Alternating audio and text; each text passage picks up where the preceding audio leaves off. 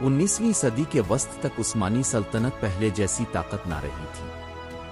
یورپی طاقتیں تیزی سے آگے بڑھ چکی تھیں، جبکہ سلطنت اندر سے قرض، بغاوتوں، بدعنوانی اور سیاسی کمزوری کا شکار تھی۔ سلطان محمود ثانی کی اصلاحات اور بعد کے تنظیماتی دور نے کچھ تبدیلیاں ضرور لائیں، مگر مسئلے ختم نہ ہوئے۔ بلقان میں قوم پرستی بڑھ رہی تھی، روس مسلسل دباؤ ڈال رہا تھا، اور یورپ عثمانیوں کو اے مریض ریاست کہنے لگا تھا۔ اسی نازک دور میں ایک شہزادہ پیدا ہوا جو بعد میں سلطنت کا آخری بڑا محافظ سمجھا گیا۔ پیدائش: سلطان عبدالحمید ثانی کی پیدائش 21 ستمبر 1842 کو استنبول میں ہوئی۔ وہ سلطان عبدالمجید اول کے بیٹے تھے۔ ان کی والدہ تیرمشگان سلطان تھیں، جن کا انتقال عبدالحمید کی کم عمری میں ہو گیا۔ بچپن میں ماں کا سایہ اٹھ جانا ان کی شخصیت پر اثر انداز ہوا۔ وہ نسبتاً خاموش، محتاط اور اندر سے سنجیدہ طبیعت کے بنے۔ تعلیم اور تربیت: شاہی خاندان کے شہزادوں کی طرح عبدالحمید کو بھی دینی تعلیم، عثمانی تاریخ، عربی و فارسی، ترکی ادب، سیاست کے بنیادی اصول سکھائے گئے، مگر عبدالحمید کی خاص دلچسپی صرف کتابی تعلیم تک محدود نہ تھی۔ وہ مالیات، ریاستی نظم اور عملی معاملات میں بھی دلچسپی رکھتے تھے۔ انہوں نے لکڑی کا کام، دستکاری اور انتظامی سوچ بھی سیکھی، جو ان کی عملی طبیعت ظاہر کرتی تھی۔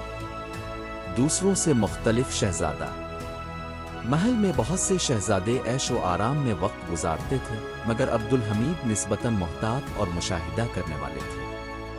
انہوں نے دیکھا دربار میں سازشیں کیسے چلتی ہیں، قرضوں نے سلطنت کو کیسے جکڑا ہے، یورپ کس طرح دباؤ ڈالتا ہے۔ طاقت صرف تاج سے نہیں، معلومات سے آتی ہے۔ یہی وجہ تھی کہ وہ بعد میں خفیہ معلومات اور نگرانی کے نظام پر زور دیتے نظر آئے۔ عبدالعزیز کا دور: 1861 میں سلطان عبدالعزیز تخت پر آئے۔ اس دور میں سلطنت نے جدید بحریہ اور کچھ اصلاحات پر کام کیا، مگر قرض بڑھتے گئے۔ یورپی طرز کے منصوبے مہنگے ثابت ہوئے، خزانہ کمزور ہوا اور سیاسی بے چینی بڑھتی گئی۔ عبدالحمید شہزادہ اس سب کو خاموشی سے دیکھ رہے تھے۔ یورپی سفر اور تجربہ: عبدالحمید کو بعض شاہی دوروں میں یورپ دیکھنے کا موقع بھی ملا۔ انہوں نے وہاں جدید ریلوے، مضبوط ادارے، صنعتی ترقی، نظم و ضبط دیکھا۔ انہوں نے سمجھا کہ یورپ کی طاقت صرف فوج نہیں، بلکہ نظام، معیشت اور علم میں بھی ہے۔ 1870 کی دہائی کا بحران: عثمانی سلطنت اب شدید مالی دباؤ میں تھی، قرض بڑھ چکے تھے اور ریاستی نظام پر سوال اٹھ رہے تھے۔ بلقان میں بغاوتیں بڑھ رہی تھیں، خاص طور پر بوسنیا اور بلغاریہ کے علاقوں میں۔ دوسری طرف دربار کے اندر بھی طاقت کی کشمکش جاری تھی۔ سلطان عبدالعزیز کی معذوری: 1876 میں حالات اچانک بدل گئے۔ اصلاح پسند حلقوں، فوجی عناصر اور درباری شخصیات نے سلطان عبدالعزیز کو معزول کر دیا۔ یہ ایک بڑا دھچکا تھا، کیونکہ سلطنت میں سلطان کو ہٹانا معمولی واقعہ نہیں تھا۔ عبدالعزیز کچھ عرصہ بعد پراسرار حالات میں وفات پا گئے۔ یہ واقعہ دربار میں خوف اور بے یقینی بڑھانے والا تھا۔ مراد پنجم کا مختصر دور: عبدالعزیز کے بعد مراد پنجم سلطان بنے۔ وہ ذہین اور اصلاح پسند سمجھے جاتے تھے، مگر ذہنی و جسمانی حالت کے مسائل کی وجہ سے حکومت سنبھال نہ سکے۔ ان کا دور بہت مختصر رہا۔ اب سلطنت کو نئے سلطان کی ضرورت تھی۔ عبدالحمید کے سامنے شرط: جب عبدالحمید کو تخت کی پیشکش ہوئی تو اصلاح پسند حلقے چاہتے تھے کہ آئین نافذ ہو، پارلیمان قائم ہو، سلطان کی طاقت محدود ہو۔ عبدالحمید نے حالات سمجھ کر یہ شرط قبول کی۔ وہ جانتے تھے پہلے تخت حاصل کرنا ہے، پھر طاقت سنبھالنی ہے۔ تخت نشینی: 29 اگست 1876 کو عبدالحمید ثانی عثمانی تخت پر بیٹھے۔ सल्तनत के हालात निहायत खराब थे। खजाना कमजोर, बगावतें जारी, रोज खतरा, यूरोप मुदाखलत के लिए तैयार, दरबार तकसीम शदा। ये आरामदेह तख्त नहीं, आग की कुर्सी थी। नए सुल्तान की पहली सोच। अब्दुल हमीद समझ गए कि सिर्फ नारों से सल्तनत नहीं बचेगी। जरूरत थी वक्त खरीदने की, दुश्मनों को एक दूसरे से उलझाने की, अंदरूनी निजाम बचाने की और मरकज को मजबूत रखने की। तख्त पर बैठते ही बुहरान। 29 अगस्त 1876 को जब सुल्तान अब्दुल हमीद सानी तख्त पर बैठे तो उनके सामने एक ऐसी सल्तनत थी जो बज़ाहिर वसी जरूर थी मगर अंदर से कमजोर हो चुकी थी। सल्तनत के सामने एक साथ कई मसले थे। खजाना कर्जों में डूबा हुआ था। बुल्कान के इलाकों में बगावतें चल रही थीं। रूस मौके की तलाश में था। यूरोपी ताकतें उस्मानियों पर दबाव बढ़ा रही थीं। दरबार मुख्तलिफ ग्रोहों में तकसीम था। नए सुल्तान के लिए सबसे पहला सवाल यह था, क्या पहले अंदरूनी इस्लाहात की जाएं या बैरूनी खतरात का मुकाबला? आइन का मुतालबा। 19वीं सदी के आखिर तक सल्तनत में एक तबका ऐसा पैदा हो चुका था जो समझता था कि उस्मानी रियासत को बचाने के लिए जदीद सियासी निज़ाम जरूरी है। इन लोगों में मिदहत पाशा, इस्लाह पसंद अहलकार, तालीम याफ्ता तबका शामिल थे। वो चाहते थे तहरीरी आइन नाफिज हो, मुंतखब पार्लिमान बने, हुकूमत कानून के मुताबिक चले, सुल्तान के इख्तियारात महदूद हों। यह ख्याल यूरोपी सियासी निज़ामों से मुतासिर था। अब्दुल हमीद की सियासी समझ। अब्दुल हमीद जानते थे कि इस वक्त तख्त मजबूत नहीं था। अगर वो फौरन इस्लाह पसंद हलकों से टकरा जाते तो उनकी हुकूमत शुरू होने से पहले हल सकती थी। इसीलिए उन्होंने एक मोहतात रास्ता चुना। उन्होंने इस्लाह पसंदों की बात मानने का तासुर दिया मगर असल इख्तियार अपने हाथ में रखने का इरादा रखा। ये उनकी सियासत का बुनियादी अंदाज था। वक्ती रियायत। 2 असल ताकत महफूज रखो। पहला, उस्मानी आइन। 30 दिसंबर 1876 को उस्मानी सल्तनत में पहला आइन नाफिज किया गया जिसे कानून असासी कहा जाता है। ये उस्मानी तारीख का बड़ा मोड़ था। आइन में पार्लिमान का क़याम, शहरी हुकूक की कुछ शिक्कें, रियासती इदारों की वजाहत, हुकूमत के ढांचे की तश्कील शामिल थे। बाहर की दुनिया को यह पैगाम दिया गया कि उस्मानी सल्तनत जदीद सियासी निज़ाम की तरफ बढ़ रही है। पार्लिमान का क़याम। आइन के बाद पार्लिमान कायम की गई। सल्तनत के मुख्तलिफ इलाकों से नुमाइंदे आए। इस मजलिस में तर्क, अरब, बिल्कानी मुसलमान, ईसाई नुमाइंदे, दीगर कौमियतों के अफराद मौजूद थे। ये सल्तनत की कसीरुल कौमी साख्त की एक झलक थी, लेकिन ये इत्तेहाद मजबूत नहीं था। हर गिरोह के अपने मुतालिबात थे। सुल्तान की खामोश नज़र। अगरचे आइन नाफिज हो चुका था मगर अब्दुल हमीद पार्लिमान को मुकम्मल इख्तियार देने के हक में न थे। वो समझते थे सल्तनत बहुत कमज़ोर है। मुख्तलिफ कौमियतों के मफादात टकरा रहे हैं। पार्लिमानी झगड़े रियासत को मजीद कमजोर कर सकते हैं। जंग के दौर में सख्त मरकज जरूरी है, इसलिए वो शुरू से ही पार्लिमान को महदूद दायरे में देख रहे थे। रूसी खतरा बढ़ने लगा। इसी दौरान रूस ने बुल्कान में खुद को मुसलमानों और उस्मानियों के मुखालिफ ईसाई कौमियतों का मुहाफिज जाहिर करना शुरू किया। रूस के मकासद में शामिल था बुल्कान में असर बढ़ाना, बुहेरा असवद से आगे रसाई, उस्मानियों को कमजोर करना, कुस्तुनतुनिया पर दबाव डालना। उस्मानी सल्तनत के लिए यह सबसे बड़ा बैरूनी खतरा था। बल्गारिया और बुल्कान बहरान।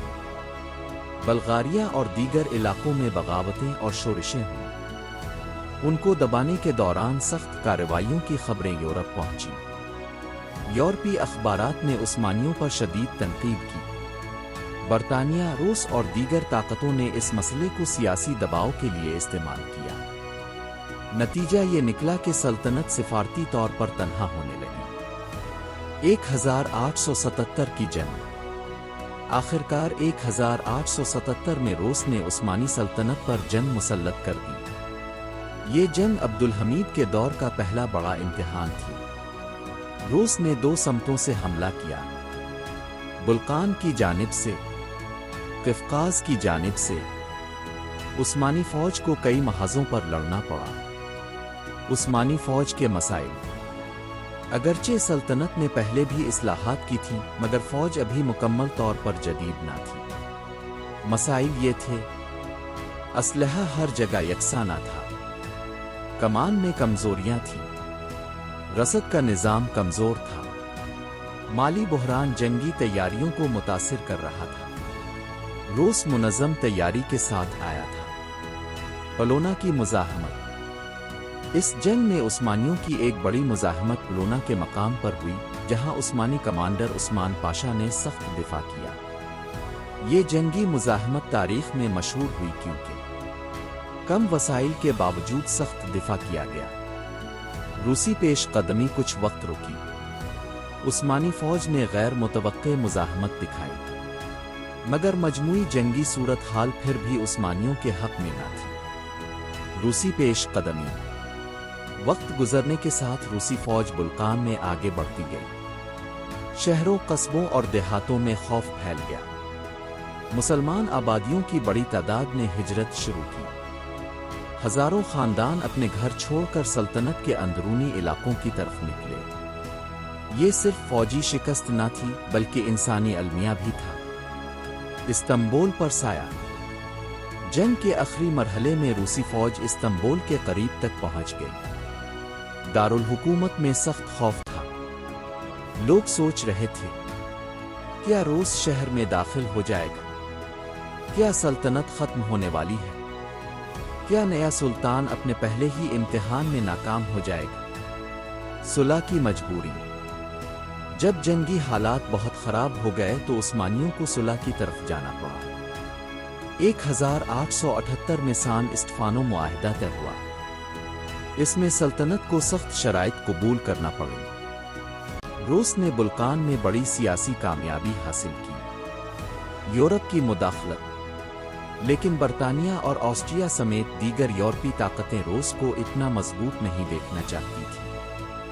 اس لیے بعد میں برلن کانگریس 1878 بلائی گئی۔ یہ ہوا نون نہ کچھ شرائط بدلی گئیں، مگر سلطنت کو پھر بھی نقصان ہوا۔ زمینوں کا نقصان۔ اس پورے بحران کے نتیجے میں عثمانی سلطنت نے بلقان میں اثر کم کیا، کئی علاقے کھوئے، سیاسی کمزوری دیکھی، مہاجرین کا بڑا مسئلہ جھیلا۔ یہ عبدالحمید کے لیے بہت تلخ آغاز تھا۔ سلطان کا پہلا بڑا فیصلہ۔ جنگ اور پارلیمانی اختلافات کے بعد عبدالحمید نے نتیجہ نکالا۔ اس کمزور حالت میں کھلی پارلیمانی سیاست سلطنت کو مزید تقسیم کرے گی۔ چنانچہ 1878 میں انہوں نے پارلیمان معطل کر دی اور آئین کو عملی طور پر روک دیا۔ یہ ان کے دور کا پہلا بڑا فیصلہ تھا۔ کیوں معطل کی؟ ان کے خیال میں نمائندے آپس میں جھگڑ رہے تھے، قومیتی مفادات بڑھ رہے تھے، جنگی بحران میں مرکز کمزور ہو رہا تھا، بیرونی طاقتیں اندرونی اختلافات سے فائدہ اٹھا سکتی تھیں۔ انہوں نے مضبوط مرکزی حکومت کو ترجیح دی۔ ناقدین اور حامی۔ اس فیصلے پر دو رائے پیدا ہوئیں۔ ناقدین کہتے تھے سلطان نے آزادی چھین لی، آئینی نظام روک دیا، ذاتی اقتدار بڑھایا۔ حامی کہتے تھے سلطنت ٹوٹنے کے قریب تھی، سخت مرکز ضروری تھا، جنگی دور میں پارلیمان کمزور تھی۔ یہ بحث آج تک جاری ہے۔ ایک نئے دور کی شروعات۔ पार्लिमान बंद होने के बाद अब्दुल हमीद का असल दौर शुरू हुआ। अब वो खुफिया मालूमाती निज़ाम बनाएंगे, मरकज़ मजबूत करेंगे, यूरोपी ताकतों में तवाज़ुन रखेंगे, खिलाफत के तसव्वुर को इस्तेमाल करेंगे, सल्तनत को वक्त देने की कोशिश करेंगे। जंग के बाद नया रास्ता। 1877-78 की रूसी जंग और बुल्कान के नुकसानात ने सुल्तान अब्दुल हमीद सानी को एक सख्त नतीजे तक पहुंचा दिया था। उन्होंने देखा कि सल्तनत फौजी तौर पर कमजोर है, कौमियती तहरीकें बढ़ रही हैं, यूरोपी ताकतें हर मौका से फायदा उठाती हैं, खिली सियासी कश्मकश मरकज को मजीद कमजोर कर सकती है।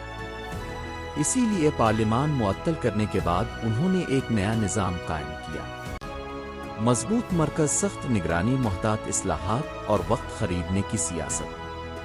यल्दज़ महल से हुकूमत। अब्दुल हमीद ने अपनी हुकूमत का मरकज रिवायती तोपकापी महल के बजाय यल्दज़ महल को बनाया। ये सिर्फ रहाइश की तब्दीली नहीं थी बल्कि सियासी अलामत थी। यल्दज़ महल में इंतज़ामी दफातर, खुफिया इत्तलाआती नेटवर्क, दरबारी मुशावरत, बराह रास्त हुकूमती निगरानी का निज़ाम ज़्यादा मजबूत हुआ। सुल्तान अक्सर वहीं से सल्तनत के मामलात चिल्लाते थे। आहनी हुकूमत ज़रूरत। उनके नाकदीन उन्हें सख्त हुक्मरान कहते थे, जबकि हामी कहते थे कि हालात ही ऐसे थे क्योंकि सल्तनत को खतरात थे। बुल्कान में बगावत ख्यालात, आर्मीनियाई मसला, अरब इलाकों में बेचैनी, यूरोपी जासूसी, अंदरूनी साजिशें। अब्दुल हमीद समझते थे अगर मरकज कमजोर हुआ तो सल्तनत टुकड़ों में बट सकती है। खुफिया इत्तलाआती निज़ाम।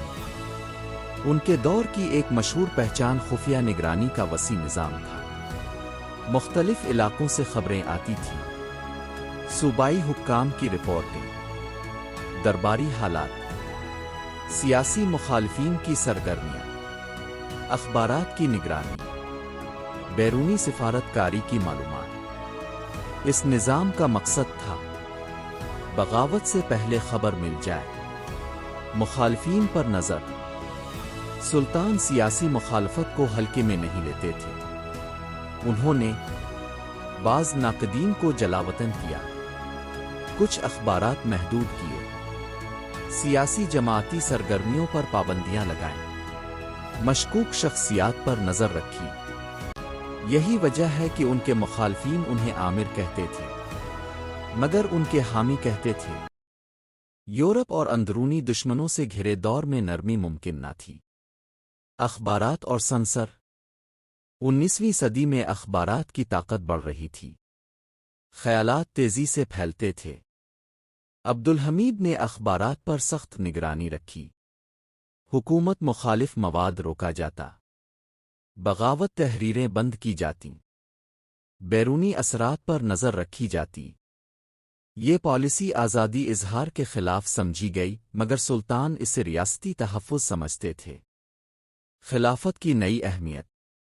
अब्दुल हमीद का सबसे अहम सियासी हथियार खिलाफत था। वो सिर्फ उस्मानी सुल्तान नहीं बल्कि मुसलमानों के खलीफा के तौर पर भी खुद को पेश करते थे। उन्होंने इस तसव्वुर को मजबूत किया ताकि हिंदुस्तान के मुसलमान मुतासिर हों, वस्त एशिया के मुसलमान जुड़े, अरब इलाकों में वफादारी बढ़े, यूरोपी नौआबादियाती ताकतों पर इखलाकी दबाव पड़े, मुस्लिम दुनिया से रवाबित।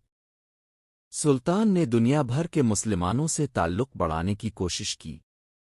मसलन हिंदुस्तानी मुसलमानों से राब्ता, अफ्रीका के मुस्लिम इलाकों में असर, रूसी सल्तनत के मुसलमानों तक पैगाम, एशिया के मुस्लिम हलकों से ताल्लुकात। ये एक किस्म की आलमी मुस्लिम सियासत थी। ये हिकमत अमली क्यों अहम थी? इस वक्त यूरोप ने कई मुस्लिम इलाकों पर कब्जा कर रखा था। बरतानिया हिंदुस्तान में, फ्रांस शुमाली अफ्रीका में, रूस मुस्लिम आबादियों पर हाकिम, अब्दुल हमीद चाहते थे कि मुसलमान उन्हें रूहानी क़यादत के तौर पर देखें। इससे यूरोपी ताकतों पर नफसियाती दबाव पड़ता था। हिजाज रेलवे का ख्वाब। उनके दौर का एक अजीम मंसूबा हिजाज रेलवे था। इसका मकसद इस्तांबुल से शाम और फिर हिजाज तक राब्ता, हुज्जाज के सफ़र में आसानी, फौजी नकलो हरकत में सहूलत, अरब इलाकों पर मरकज़ की गिरफ्त मजबूत करना। ये मंसूबा सिर्फ रेलवे न था बल्कि सियासी और दीनी मंसूबा भी था। रेलवे की तामीर। रेलवे मंसूबे के लिए दुनिया भर के मुसलमानों से चंदा भी लिया गया। ये बात अहम थी क्योंकि लोगों ने खलीफा के नाम पर ताउन किया। सल्तनत ने इत्तेहाद का पैगाम दिया। जदीद टेक्नोलॉजी को इस्लामी मकसद से जोड़ा गया। ये अब्दुल हमीद की सियासी जहानत की मिसाल थी। तालीम पर तवज्जो। सुल्तान ने तालीम के शोबे में भी तवज्जो दी। उनके दौर में नए सरकारी स्कूल बढ़े, फौजी तालीमी इदारे मजबूत हुए, इंतजामी तरबियत बेहतर हुई, जदीद मज़ामीन शामिल हुए। वो जानते थे बगैर तालीम जदीद रियासत नहीं बनती। सेहत और इदारे। कई शुबों में इदारा साजी हुई। अस्पताल, तरबियती मराकज़, सरकारी दफातर, मवासलाती निज़ाम, डाक व तार के शोबे। ये खामोश मगर अहम तब्दीलियां थीं। तमीरात और इस्तांबुल। इस्तांबुल में भी तरक्याती काम हुए। सड़कें, सरकारी इमारतें, मवासलाती सहूलतें, महल और इंतजामी मराकज़। सुल्तान चाहते थे कि दारुल हुकूमत सल्तनत की शान और नज़्म दोनों दिखाए। मसले फिर भी बाकी थे। अगरचे इस्लाहात हो रही थीं मगर खतरात खत्म न हुए। बुल्कान में कौम परस्ती जारी थी। यूरोपी कर्जों का दबाव था। मुखालिफिन जलावतनी में सरगर्म थे। कुछ कौमियती तहरीकें बढ़ रही थीं। यानी सल्तनत संभल रही थी मगर महफूज नहीं थी। नौजवान तर्कों का उभार। इसी दौर में कुछ तालीम याफ्ता हल्के और जलावतन सियासी कारकुन नौजवान तर्क व ख्यालात के साथ उभरने लगे। वो चाहते थे आइन बहाल हो, पार्लिमान वापस आए, सुल्तान की मुतलक ताकत खत्म हो। ये मुस्तकबिल का बड़ा चैलेंज बनने वाला था। अब्दुल हमीद की दोहरी तस्वीर। उनके बारे में दो तस्वीर बनी। हामियों के नजदीक सल्तनत बचाने वाला, ज़हीन सिफारतकार, मुस्लिम दुनिया को जोड़ने वाला, तरक्याती हुक्मरान। मुखालिफिन के नजदीक सख्त संसर वाला हुक्मरान, खुफिया निगरानी का निज़ाम चला ने वाला, आज़ादी महदूद करने वाला सुल्तान। हकीकत इन दोनों के दरमियान पेचीदा है। खामोश ताकत के खिलाफ नया जमाना। 19वीं सदी के आखिरी बरसों तक सुल्तान अब्दुल हमीद सानी ने तकरीबन 3 दहाइयों से सल्तनत को संभाल रखा था। उन्होंने जंग, कर्ज, बगावतों और यूरोपी दबाव के बावजूद रियासत को मुकम्मल टूटने से बचाए रखा। लेकिन अब दुनिया बदल रही थी। नया जमाना लेकर आया कौम परस्ती, अखबारात और तेज खबर रसानी, खुफिया सियासी जमाती, फौजी तालीम याफ्ता अफसरान, आईनी हुकूमत का मुतालबा। जो तरीका अब्दुल हमीद ने 1878 के बाद अपनाया था वो अब पहले जैसा मुअस्सिर ना रहने लगा। यूरोप की साजिशें हकीकत। उस्मानी हलकों में ये एहसास आम था कि यूरोपी ताकतें सल्तनत को तकसीम करना चाहती हैं। इस ख्याल की बुनियाद भी मौजूद थी। बरतानिया, रूस, फ्रांस, ऑस्ट्रिया और इटली सब के अपने मुफादात थे। तिजारती रास्ते, बंदरगाहें, बुल्कान में असर, अरब इलाकों पर नजर, मशरकी सवाल में हिस्सा। इसलिए हर बहरान में यूरोपी ताकतें उस्मानियों पर दबाव डालती थीं। लेकिन सिर्फ बैरूनी साजिश कहना भी मुकम्मल हकीकत न थी, क्योंकि अंदरूनी कमजोरियां भी थीं। माली बहरान, इंतज़ामी सस्ती, कौमियती इख्तिलाफात, सियासी बंदिशें, जदीद इदारों की कमी। यानी मसला सिर्फ बाहर नहीं अंदर भी था। आर्मीनियाई मसला उभरना। 1890 की दहाई में सल्तनत के मशरक़ी इलाकों में आर्मीनियाई मसला शिद्दत इख्तियार करने लगा। आर्मीनियाई हलकों के कुछ गिरोह इस्लाहात चाहते थे, मकामी ज़ियादतियों की शिकायत करते थे, बाज़ इनकलाबी तंजीमें बना चुके थे। उस्मानी हुकूमत को खौफ था कि रूस इस मसले को बहाना बनाकर मुदाखलत करेगा। नतीजा ये निकला कि हालात कशीदा हो गए। खूनरेज़ झड़पें और आलमी रद्द-ए-अमल। कई इलाकों में आर्मीनियाई ग्रोहों, मकामी कबाइल और हुकूमती ताकतों के दरमियान तसादुम हुए। इस दौरान बड़े पैमाने पर हलाकतें हुईं। यूरोपीय अखबारात ने सख्त तनकीद की। अब्दुल हमीद पर इल्ज़ाम लगा कि उन्होंने सख्त पॉलिसी अपनाई। इसी वजह से यूरोप में उन्हें मनफी अलकाबात दिए गए। उस्मानी हुकूमत का मौक़िफ़ ये था।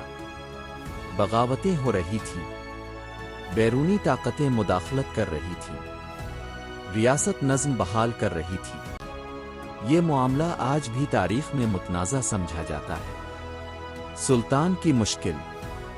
अब्दुल हमीद के सामने मसला ये था, अगर सख्ती न करते तो बगावत बढ़ सकती थी, अगर सख्ती करते तो यूरोप तनकीद करता।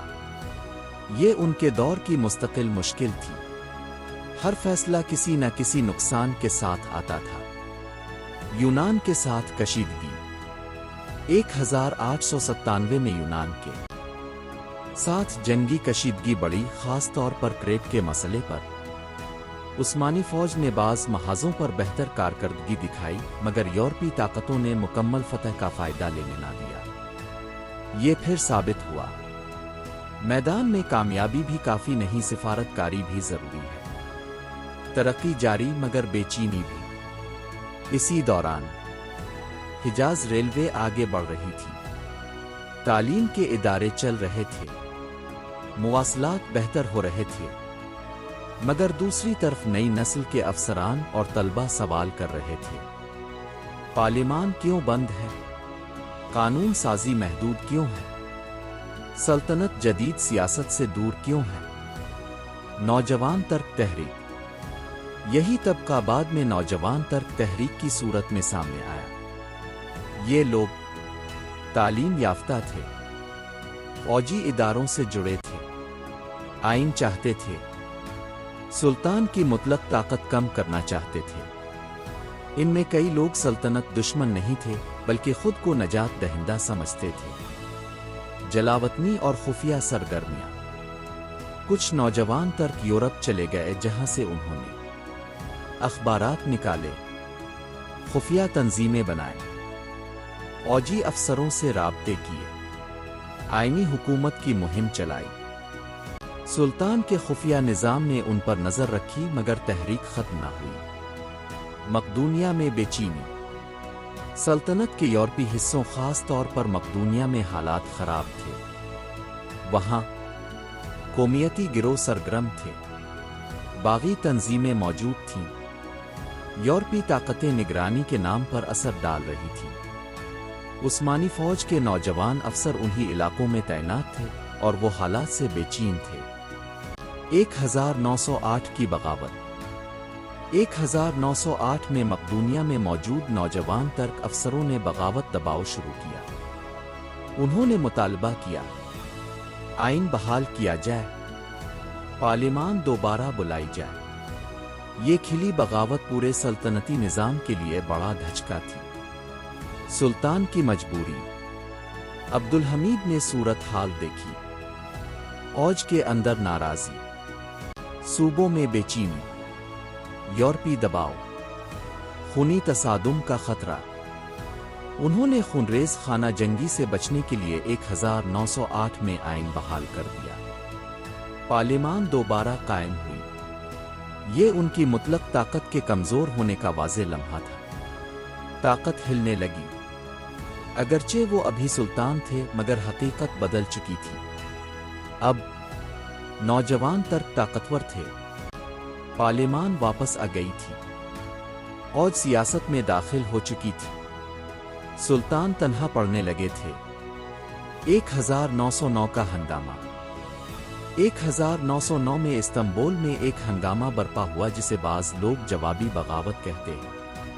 मजहबी नारे भी लगे, सियासी मुतालिबात भी थे और हालात तेजी से खराब हुए। नौजवान तुर्कों ने मकदूनिया से फौज लाकर शहर पर काबू पाया। इसके बाद उन्होंने सुल्तान अब्दुल हमीद को जिम्मेदार ठहराया, चाहे उनका बड़ा रास्त किरदार साबित न था। माजूली। 27 अप्रैल 1909 को अब्दुल हमीद सानी को माजूल कर दिया गया। उनके भाई मोहम्मद खामिस, मोहम्मद पंजुम को तख्त पर बिठाया गया। ये वो लम्हा था जब तकरीबन 33 साल हुकूमत करने वाला सुल्तान इक़्तिदार से हिट गया। आखिरी दिनों का आगाज। माजूली के बाद अब्दुल हमीद को पहले सलूनिका भेजा गया। वो शख्स जो कभी वसी सल्तनत पर हुकूमत करता था, अब निगरानी में जिंदगी गुजार रहा था। ये उनके आखिरी दिनों का आगाज था। उन्होंने देखा वो निज़ाम जिसे उन्होंने संभाला अब दूसरों के हाथ में था। पार्लिमान वापस आ चुकी थी। नए लोग पुराने दूर को खत्म समझ रहे थे। तारीखी सवाल। कई लोग पूछते हैं, क्या अब्दुल हमीद सख्ती कम करते तो बच जाते? अगर वो सख्ती न करते तो सल्तनत पहले टूट जाती। ये सवाल आज भी खुला है। तख्त से तन्हाई तक। 27 अप्रैल 1909 को जब सुल्तान अब्दुल हमीद सानी को माजूल किया गया तो एक ऐसा दौर खत्म हुआ जिसने 3 दहाइयों से ज्यादा उस्मानी सल्तनत की सियासत को अपने हाथ में रखा था। वो शख्स जो कभी लाखों लोगों के मामलात पर दस्तखत करता था, अब खुद दूसरों के फैसलों के ताबे हो चुका था। इक़्तिदार के दिनों में वज़रा उनके हुक्म के मुंतज़िर रहते थे। सफ़ीर उनकी राय जानना चाहते थे। दूर दराज सूबों से खबरें इन तक पहुंचती थीं। महल के दरवाजे उनके इशारे पर खुलते बंद होते थे। मगर अब सब बदल चुका था। ताज उतर चुका था, इख्तियार खत्म हो चुका था और महल की रौनक पीछे रह गई थी। सलूनिका की तरफ रवानगी। माजूली के बाद उन्हें इस्तांबुल से दूर सलूनिका भेज दिया गया, जो इस जमाने में उस्मानी सल्तनत का अहम शहर था। ये फैसला इसलिए किया गया ताकि वो दारुल हुकूमत से दूर रहे, सियासी असर ना डाल सके, उनके हामी जमा ना हो सके, नए निज़ाम को खतरा ना रहे। सुल्तान के लिए यह सफ़र सिर्फ शहर बदलने का सफ़र ना था, बल्कि पूरी जिंदगी के पलट जाने का सफ़र था। अल्लतें कोठी में क़याम। सलूनिका में उन्हें एक इमारत में रखा गया जिसे आम तौर पर अल्लतें कोठी कहा जाता है। ये कोई कैद खाना नहीं था, मगर आज़ादी भी ना थी। वहाँ निगरानी मौजूद थी, आने जाने पर पाबंदियां थीं, मुलाकातें महदूद थीं, सियासी गुफ्तगू पसंद ना की जाती थी। यानी वो बादशाह ना रहे मगर आम शहरी भी ना थे। खामोश दिन। अब्दुल हमीद सानी अपनी तबीयत में पहले ही संजीदा और खामोश मिजाज थे। अब उनकी जिंदगी और भी खामोश हो गई। वो अक्सर वक्त गुजारते तिलावत में, मुताले में, सोच विचार में, तन्हाई में। बाज रवायात के मुताबिक वो लकड़ी के काम और हाथ के हुनर में भी दिलचस्पी रखते रहे, जैसा कि शहजादगी के ज़माने में रखते थे। गुज़रे वक्त की याद। जलावतनी के दिनों में एक हुक्मरान के जहन में यकीनन बहुत से सवाल आते होंगे। क्या मैंने सख्ती ज़्यादा की? क्या पार्लिमान पहले बहाल कर देनी चाहिए थी? क्या सल्तनत को मज़ीद बचाया जा सकता था? क्या मेरे दुश्मन दुरुस्त थे या गलत? तारीख उन सवालों का मुकम्मल जवाब नहीं देती, मगर ये वाज़ेह है कि वो एक गिरे हुए हुक्मरान की खामोश जिंदगी गुजार रहे थे। दुनिया बदल रही थी। उधर बाहर की दुनिया तेजी से बदल रही थी। नौजवान तुर्क इक़्तिदार में आ चुके थे। सल्तनत में नई सियासत शुरू हो रही थी। औज और पार्लिमान का किरदार बढ़ रहे। अलिफ था, बल्कान में कौम प्रस्ती अब भी मौजूद थी। यूरोप की नज़रें अब भी उस्मानी इलाकों पर थीं और पुराना निज़ाम कमज़ोर पड़ चुका था। अब्दुल हमीद ने जिस चीज़ से बरसों डराया था वही खतरात अब खिले मैदान में मौजूद थे। सलूनिका भी महफूज ना रहा। 1912 में बल्कान जंगें शुरू हुईं। उस्मानी सल्तनत को शदीद झटके लगे और सलूनिका भी हाथ से निकलने लगा। ये नई हुकूमत के लिए भी बड़ा धचका था। चूंकि अब्दुल हमीद वहां मौजूद थी, इसलिए उन्हें दोबारा इस्तांबुल वापस लाया गया। ये तारीख का अजीब मोड़ था। जिस सुल्तान को दारुल हुकूमत से दूर किया गया था वही फिर वापस लाया गया, मगर बतौर साबिक हुक्मरान। इस्तांबुल में वापसी। उन्हें इस्तांबुल लाकर बेलरब महल में रखा गया। ये महल खूबसूरत जरूर था, मगर उनके लिए ये एक महदूद दुनिया थी। अब वो बूढ़े हो चुके थे, इक़्तिदार खत्म हो चुका था, जिस्म कमजोर हो रहा था, पुराने साथी बखर चुके थे, नई नस्ल नई सियासत कर रही थी। खामोश मुशाहिदा। बेलरब महल में रहते हुए वो सल्तनत के हालात दूर से देखते रहे। उन्होंने देखा बल्कान के इलाके एक एक करके निकल रहे हैं। नई हुकूमत भी मसाइल हल नहीं कर पा रही। अंदरूनी इख्तिलाफात बरकरार हैं। यूरोप का दबाव कम नहीं हुआ। ये सब कुछ शायद उनके इस यकीन को मजबूत करता होगा कि सिर्फ उन्हें हटाने से मसला हल नहीं होना था। बुढ़ापा और बीमारी। वक्त के साथ उनकी सेहत कमजोर होने लगी। उम्र बढ़ चुकी थी और बरसों की ज़हनी कश्मकश भी असर दिखा रही थी। उन्हें कमजोरी, थकन, बीमारी के दौरे, महदूद नक्लो हरकत का सामना था। अब उनकी जिंदगी सियासी नहीं ज़ाती जिदोजहद बन चुकी थी। आखिरी अय्याम। 1918 के आगाज तक उनकी हालत ज्यादा कमजोर हो चुकी थी। ये वो साल था जब पहली जंग अजीम अपने आखिरी मरहले में थी और उस्मानी सल्तनत खुद एक नए बहरान में फंसी हुई थी। अब्दुल हमीद सानी, जो कभी सल्तनत के मुस्तकबिल पर फैसले करते थे, अब अपनी आखिरी सांसों के करीब थे। वफात। 10 फरवरी 1918 को सुल्तान अब्दुल हमीद सानी का इंतकाल हो गया। उनकी उम्र तकरीबन 75 साल थी। उनकी मौत के वक्त सल्तनत जंग में थी। दुनिया बदल रही थी। उस्मानी इक़्तिदार कमजोर हो चुका था। वो अपने बाद एक ऐसा सवाल छोड़ गए जिस पर आज भी बहस होती है। आखिरी अल्फाज। तारीखी तौर पर आखिरी अल्फाज के बारे में मुख्तलिफ रवायात मिलती हैं, मगर यकीनी और मुत्तफ़िक़ा सबूत कम है। इसीलिए सच बात यह है, उनके आखिरी अल्फाज कतई तौर पर साबित नहीं है। कुछ रवायात में दुआ, कुछ में खामोशी और कुछ में सल्तनत के लिए फिक्र का जिक्र आता है, मगर मुस्तनद तौर पर फैसला कुन बात कहना दुरुस्त नहीं। तारीख का फैसला। अब्दुल हमीद सानी के बारे में आज भी दो राय है। एक राय, सख्त हुक्मरान, सेंसरशिप, सियासी पाबंदियां, आईनी निजाम रोकने वाले।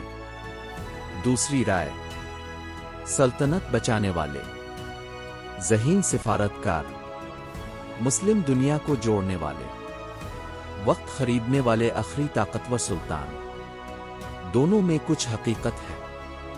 उनकी मीरास। वो ना मुकम्मल हीरो थे, ना मुकम्मल विलन। वो एक ऐसे हुक्मरान थे जो गिरती हुई सल्तनत को ऐसे दौर में संभाल रहे थे जब कौम परस्ती बढ़ रही थी, यूरोप ताकतवर था, अंदरूनी निजाम कमजोर था, पुरानी सल्तनतें टूट रही थीं। उन्होंने सल्तनत को कई दहाइयां मजीद चला, मगर तारीख का रुख मुकम्मल ना बदल सके।